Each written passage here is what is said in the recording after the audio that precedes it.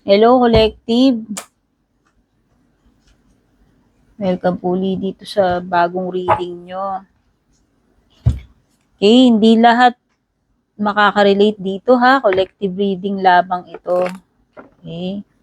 Kung nakaka-relate kayo, tumutugma siya sa nyo, energies nyo, story nyo, di para sa inyo to. Kung hindi naman, di wala.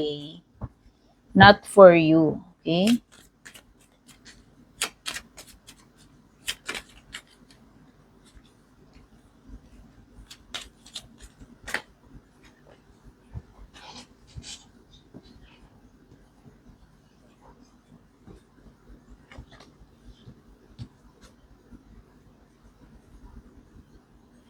So, endings and new beginnings, meron kang coffin card dito.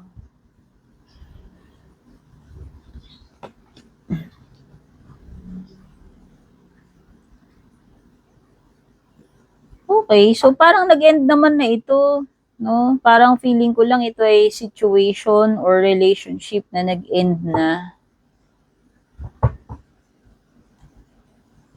And this time, you are, sabi dito, you are making healthy choices in love and in life. No? Siguro natuto ka ng leksyon dito sa connection na to at mas pinipili mo na yung self-care, self-love, mas pinipili mo na yung sarili mo, mas nagpo-focus ka na ngayon na maging happy kahit na hindi ka na in a relationship with this person, no? So, meron ka ring sunglasses dito, which means pwedeng binabantayan ka or nakasubaybay pa rin sa'yo itong person na to. Kasi ayan, no? Watching, looking, stalking. Okay?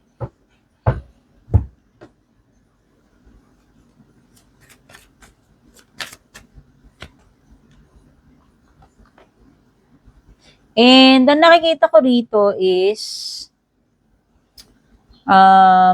sinabi kasi dyan, pwedeng ending and new beginning no? So, hindi ko lang alam if this person, mag-a-attempt pa rin ba siya, no? Na magkaroon ng reconnection with you. Pero pwede rin naman kasing, yung ending and new beginning na yan, pwede rin namang nag-end na yung connection mo dito sa isang person, tapos pwedeng merong bagong person na na papasok. So, hindi ko alam kung narinig nyo yung ko, nakatakip yung t-shirt ko. Kasi someone will express Ayan no, merong love call card dito. No? Sinasabi dito na merong person na nag-iisip sa'yo. And this person wants to let you know kung ano yung nararamdaman niya. So, it could be literal na tumawag sa'yo, no? Pero kung new person yan, ibig sabihin, pwedeng may new person na darating at mag-express ng kanyang feelings or intention sa'yo. Okay?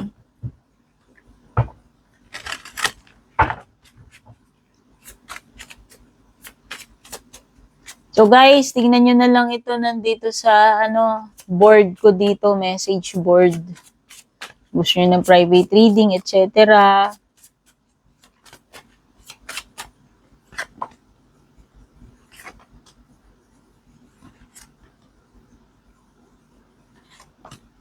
So, pwedeng yun nga, nag-end na yung connection mo dito sa isang person na to na maaaring third party naging reason. Okay? May element din dito ng ng LDR. So, pwedeng iba sa inyo, LDR kayo with this person. So, nakikita ko energy dito, kaya nag-cheat, kaya pumasok sa isang third party is because pwedeng hindi kontento, hindi happy. Hindi kontento, hindi happy dito sa relationship, kaya tumingin sa iba. So, isa pa, lumilitaw dito sa iyong 9 of Cups. So, nakikita ko kung bakit parang mahina yung pundasyon ng relationship ninyo. Kasi ito yung tipo ng relationship na parang mababaw lang Siguro hindi ganun ka, paano natin sasabihin, pwedeng hindi ganun katibay talaga yung pundasyon ng naging relationship ninyo. Kasi nga, kung LDR kayo, pwedeng hindi pa kayo ganun katagal, no? Tsaka parang may energy kasi dito ng person na parang ang daling magbago ng niya eh. Ang daling magbago ba ng mood nitong person na to. Ito si Knight of Cups. Yan. So, meron something talaga about this person dito sa relationship nyo na hindi talaga siya based on solid, no? So, sabihin na natin itong person mo kaya kayo nagkakaroon ng problema or nagkaroon ng problema kung nag-end na to kasi nga hindi naman kasi ganun kalalim talaga eh yung feelings niya para sa iyo. Kasi ito yung ito yung card na nagsasabi na yung relationship nyo lacking deeper connection, no? Tapos madaling alam mo yun, madaling magbago yung feelings pa ng person mo. So, ibig sabihin, pwedeng hindi kasi talaga siya ganun ka seryoso sa pa yun. Tapos, hindi rin nyo rin naman namomonitor yung isa't isa physically, no? Kasi pwede nga LDR lang kayo, mga ano-ano lang, tawag-tawag, chat, no? Hindi sa sinasabi ko na porke LDR kayo, hindi na pwedeng maging seryoso yung relationship. Siyempre, depende na sa tao yan. Kaso napunta sa'yo yung tipo ng person na mababaw, no? Ito yung tipo na nahulog ka, na in love ka dito sa person na to kasi nga, nung una, sweet-sweetan siya. Siyempre, ikaw naman nadala ka dun sa romantic. Kasi ito may pagka-romantic talaga to si Knight of Cups, dadaanin ka niya dun sa mga sweet talks, no? Yung mga paroma-romantic effect niya, no? Kaya lang nga, turns out na naakala mo, ganun siya kaseryoso, ganun kanya ka-love, kasi ganun yung pinapakita niya Yung pinupursu ka pa lang niya So, pinapakita niya, romantic siya, etc., etc. But eventually, it turns out na itong person na to, hindi siya, not as it seems talaga na kung ano yung pinakita niya sa'yo nung una. Okay. Actually, pwedeng pwedeng hindi rin kasi siya naging honest sa'yo. Isa pa yun. No? Kasi ito yung mga tipo ng person na false appearances lang Kaya nga sabi ko pwedeng sa umpisa ganito ganyan and eventually humuhulas.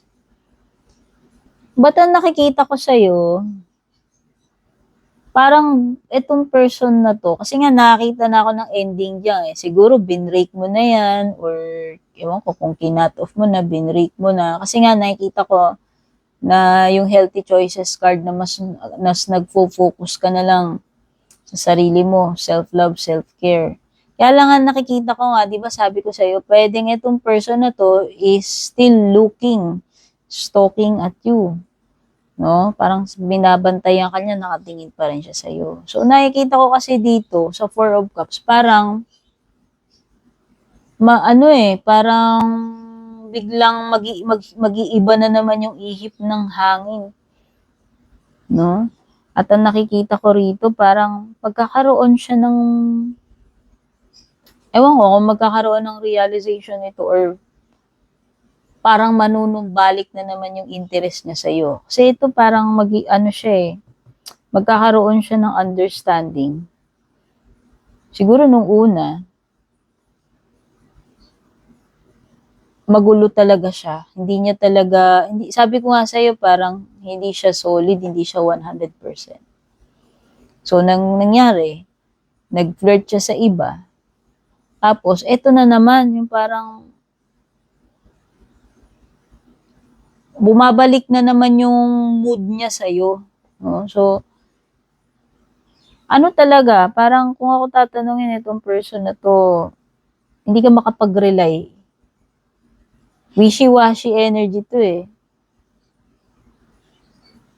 Ano nakikita ko rito, kasi nga yung love call na yan, sabi ko nga, it's either, etong person na to, kung kinat off mo man yan,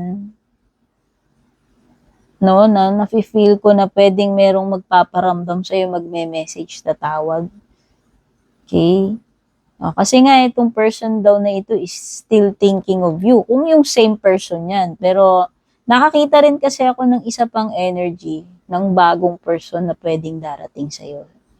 Okay? So, kung kailan naman na focus ka na sa sarili mo, syempre, self-love, self-care, siguro mas lalo kang gumwapo, naging macho, naging sexy, maganda.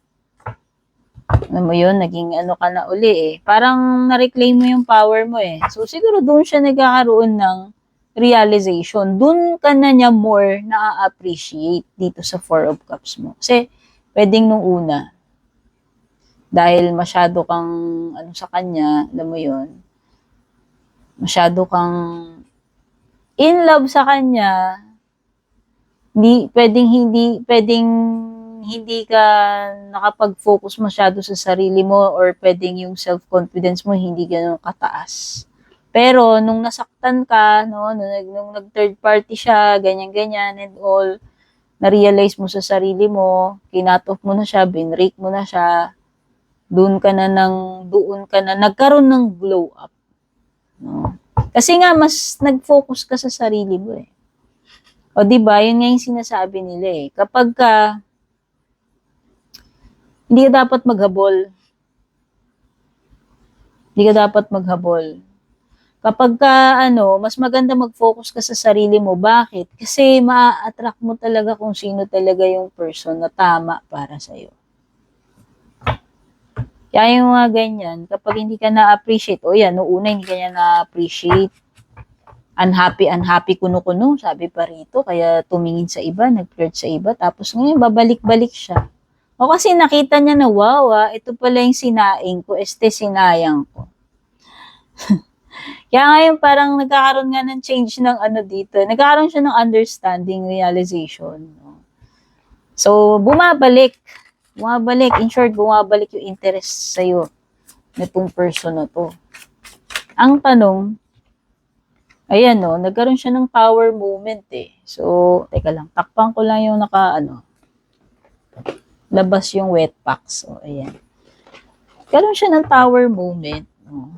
Nagising. Kasi usually, tower moment, mahihit ka ng lightning. Sabihin, bigla ka na lang magigising.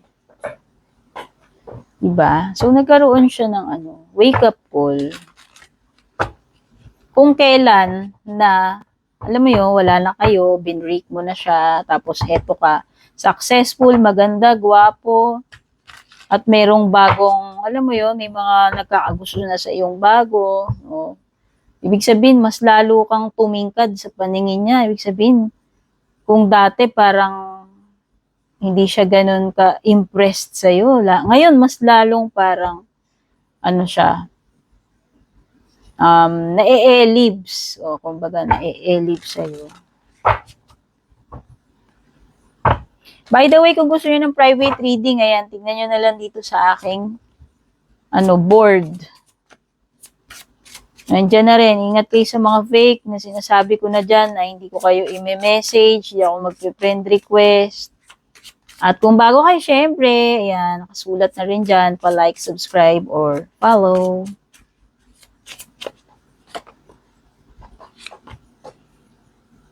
Kasi nakikita ko dito energy mo to absorb. So, at first parang syempre nasaktan ka, nahirapan ka, andoon yung kailangan mong bumangon uli, tanggapin, yung bubuin mo uli yung sarili mo. At yun na nga, nabuo mo na yung sarili mo. By making healthy choices, mas pinili mo yung sarili mo, mas gumaan. Alam mo yun, mas nagkaroon ka ng time sa sarili mo at eto ka, nag-glow. Eto ka, moving on. Ayan, no? Kasi nung una, pwedeng na ka rito eh. Na-stuck ka, nahihirapan ka eh. Hindi ka makamove forward, no? So, nakikita ko dito ka na better version ka na ng sarili mo. That's why, better persons na rin yung maaaring ma-attract sa'yo. No? Kaya siya nakakita ako ng new person dyan eh, na ano eh, kakaroon ng attraction sa'yo eh. Eh kaso, itong asungot na to, mukhang gusto na namang ano, umeksena, no? Kasi nga, nakita niya, uy, glow up na si ano, oh, si Collective, oh. Oh, ngayon ko lang na-realize na ganun pala siya kaganda talaga or kagwapo. Diba? So, iba talaga eh. Iba pag meron ka self-respect, iba pag mahal mo yung sarili mo. Nag-glow ka naturally. Alam niya na, alam mo yun, hindi yung mga times na naghahabol ka, yun yung parang ang baba lalo ng tingin sa'yo. Pero pag pinili mo yung sarili mo, once na pinili mo yung sarili mo, na-elevate ka eh. Na-elevate yung ano mo eh, yung pagkatao mo, yung aura mo. So, hindi na ganun yung tingin niya sa'yo before. Diba? Pwedeng ganun eh. Nag-ano na siya eh. Pwedeng na-realize niya yun. O ayan, no, Page of Swords. So, nakikita ko rito eh, sinasabi na nga doon sa sunglasses na this person is still looking, stalking, no? Subaybayan ka pa rin niya siguro sa, ano mo, sa FB mo, etc. or kung saan. So, pwede nag-i-spy pa rin siya sa'yo.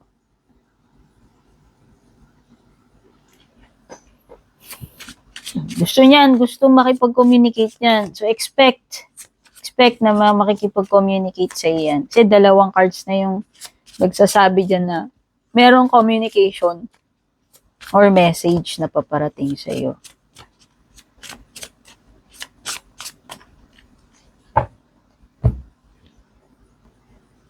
Oh, with the Queen of Pentacles, no? Sinasabi dito. So, nung nakita niya na nag-transform ka, no, doon niya na, doon na siya nakaramdam, no? Nung hindi mo na siya hinahabol, hindi ka na nag-message sa kanya,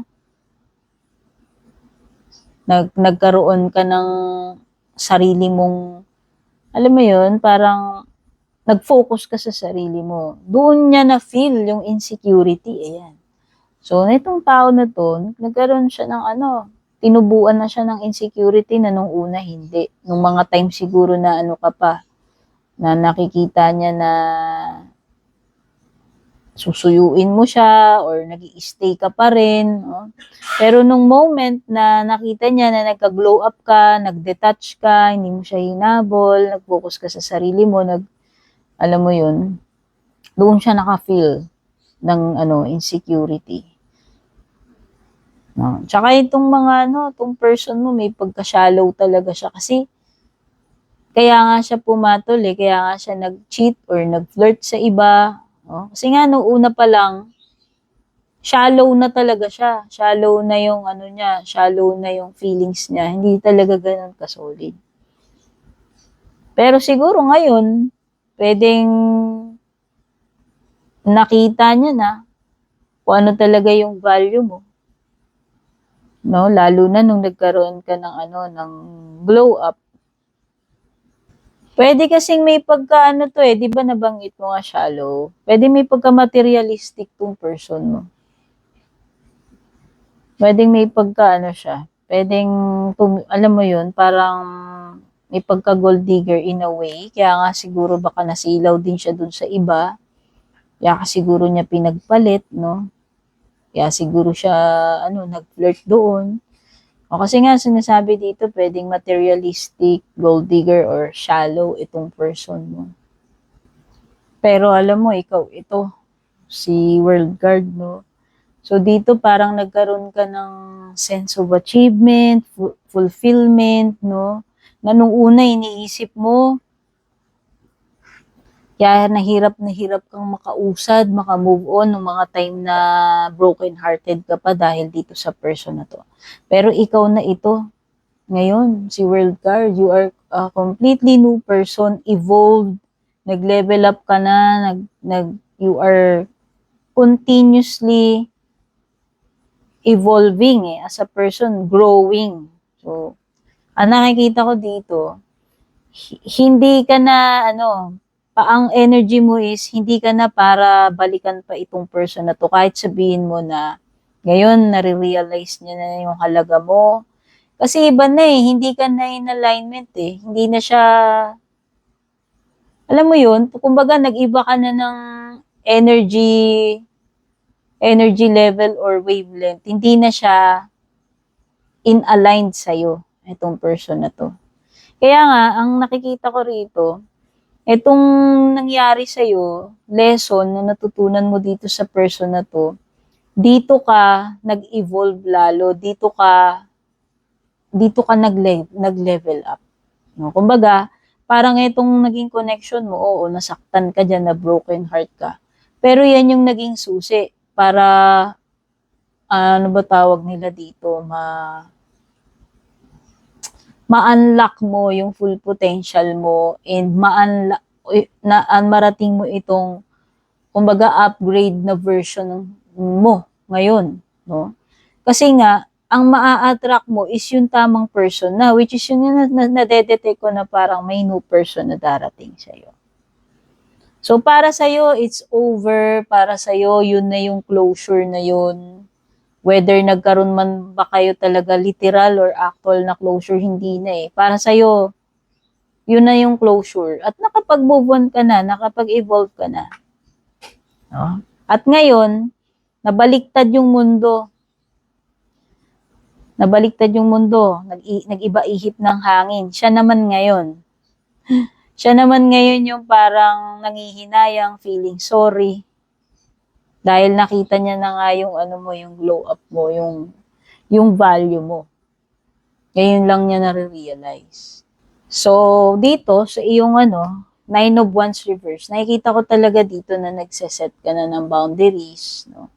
Natuto ka na eh. So, mas mataas na yung standards mo eh. Hindi ka na, alam mo yun, hindi ka na papatol sa mga losers, sa mga clowns na kagaya niya. Kaya nga sabi ko, nag-evolve ka, nag-upgrade ka. And ang nakikita ko, ayan, kahit sabi mong magparamdam yan, pwedeng hindi mo siya papansinin. Okay? So, yung mga signs na lumalabas dito, Aquarius, Scorpio, Leo, Taurus dito sa world card. Ano pa? Actually, lahat naman ng elements nandito eh. Pero yung malakas si Aquarius, Scorpio, Leo, or Taurus. Yan. Thank you so much for watching. Kita-kits po sa susunod. Babush!